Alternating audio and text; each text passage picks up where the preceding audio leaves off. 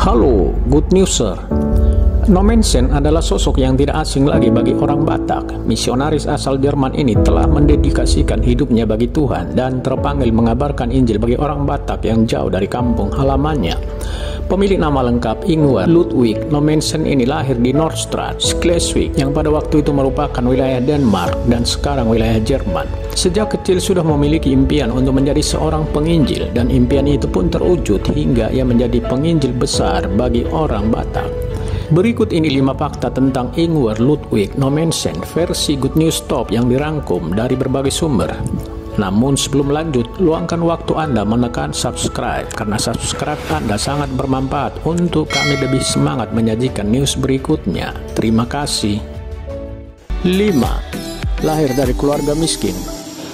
Impian Nommensen untuk menjadi penginjil sudah muncul sejak kecil, meski pada masa-masa itu ia sudah terbiasa hidup sederhana.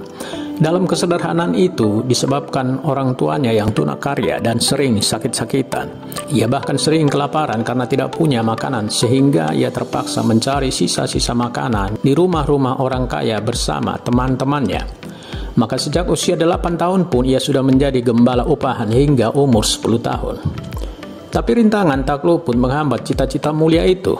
Sekali waktu ketika ia berusia 12 tahun, Nommensen mengalami kecelakaan ketika berkejar-kejaran dengan temannya dan tertabrak kereta kuda sehingga membuat kakinya lumpuh. Ketika dokter yang merawatnya menganjurkan agar kakinya diamputasi, ia menolak dan meminta agar didoakan oleh ibunya dengan syarat, jika doa itu terkabulkan maka ia akan memberitakan Injil kepada orang yang belum mengenal Kristus. Tak lama kemudian doa itu terkabul, ia pun sembuh. Karena mujizat yang dialami dan didasari panggilan yang kuat untuk menjadi penginjil, Nommensen muda pun meninggalkan kampung halamannya dengan perlengkapan seadanya untuk melamar menjadi penginjil di lembaga pekabaran Injil di Barmen bernama Renesi Mission Gesellschaft (RMG). Setelah menyelesaikan pendidikan teologianya, Nommensen pun ditahbiskan menjadi pendeta. Kemudian pada 24 Desember 1861, ia diutus menjadi penginjil ke tanah Batak. 4. Beberapa kali selamat dari pembunuhan. Nommensen dalam perjalanan misi sendingnya bukanlah tanpa rintangan. Dalam beberapa kesempatan ia pernah akan dibunuh dengan cara menyembelih dan meracuninya. Alasannya karena ia dicurigai sebagai mata-mata si Botar Mata. Dalam hal ini adalah Belanda yang menjajah tanah Batak kala itu. Tapi ia tidak takut sebab janjinya kepada Tuhan harus dipenuhi. Sekali waktu ia pun berkata, tidak mungkin seujung rambut pun tidak akan bisa diambil kalau tidak atas kehendak Allah. Pada saat Nommensen sudah menetap di Silindung Tarutung, suatu kali di puncak bukit Si Atas Barita yang sekarang puncak Taman Wisata Rohani Salib Kasih Tarutung, Nommensen pernah hendak dibunuh. Waktu itu sedang berlangsung ritual penyembahan kepada Sembaon Si Atas Barita, ialah roh alam yang disembah orang Batak. Kerbau pun disembelih, akan tetapi pemimpin ritual yang dinamai Si Baso tidak menyukainya dan menyuruh pengikutnya untuk membunuhnya. Kemudian Nommensen berkata kepada mereka, roh yang berbicara kepada Si Baso bukanlah roh Si Atas Barita, nenek moyangmu, melainkan roh setan. Nenek moyangmu tidak mungkin menuntut darah salah satu keturunannya. Si Baso jatuh tersungkur dan mereka tidak mengganggunya lagi. Nommensen percaya bahwa ia tidak akan mati sebelum Injil diberitakan bagi orang Batak. 3. Jejak kaki pertama didirikan salib. Setelah meninggalkan Barus dan Sipirok, Nommensen pertama kali menginjakkan kakinya di puncak Si Atas Barita Silindung Tarutung.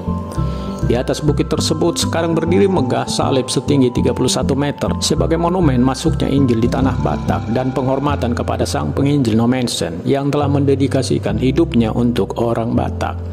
Dan bukit itu saat ini telah menjadi kawasan wisata rohani Salib Kasih. Perjuangan dan pengorbanan Nommensen di dalam mengabarkan Injil bagi orang Batak telah membuahkan hasil dengan berdirinya gereja pertama di Huta Damai di daerah Silindung Tarutung.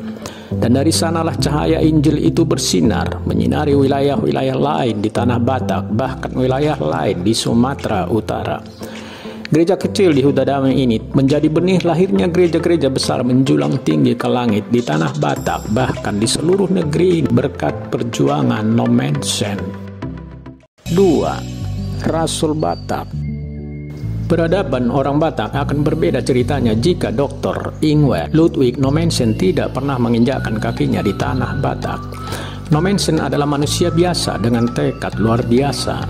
Perjuangan pendeta kelahiran 6 Februari 1834 ini untuk melepaskan animisme dan keterbelakangan dari peradaban Batak patut mendapatkan penghormatan. Maka tak heran suatu kali dalam sidang Sending di Barmen, ketika utusan Denmark dan Jerman mengklaim bahwa Nommensen adalah warga negara mereka, Pendeta Dr. Justin Sihombing yang hadir waktu itu justru bersikeras mengatakan bahwa Nommensen adalah orang Batak. Nommensen muda ketika genap berusia 28 tahun telah hijrah meninggalkan Nordstrand dan hidup di tanah Batak hingga akhir hayatnya dalam usia 84 tahun. Pernyataan dan doa Nommensen kepada Tuhan adalah, hidup atau mati, biarlah aku tinggal di tengah-tengah bangsa Batak ini untuk menyebarkan firman dan kerajaan-Mu. Nommensen yang semasa hidupnya melayani di tanah Batak telah menyumbang banyak manfaat bagi masyarakat setempat dengan mendirikan gereja, sekolah, balai pengobatan, lahan pertanian, dan lainnya. Nommensen kini dan selamanya tetap dikenang oleh orang Batak dan ia pun dianugerahi gelar kehormatan Opui Rasul Batak. 1. Dimakamkan di tanah Batak.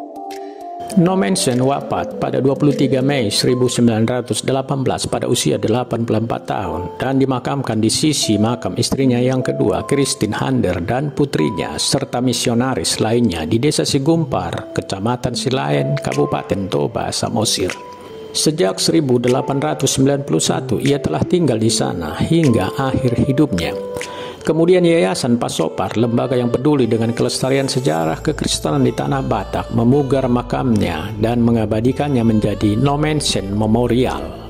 Kini Nommensen telah tiada, tapi karyanya tetap hidup. Ia telah menabur benih-benih cinta kasih sepanjang misinya untuk orang Batak. Dan benih-benih itu sekarang telah berbuah dengan lahirnya denominasi gereja-gereja sebagai buah misi Sending Inkulturatif. Atas jasanya itu, Seminaris Sending Lutheran RMG Barmen kemudian mengangkat Nommensen yang telah menerima doktor honoris causa dari Universitas Bonn menjadi Eporus pertama Protestan HKBP hingga akhir hayatnya. Salam.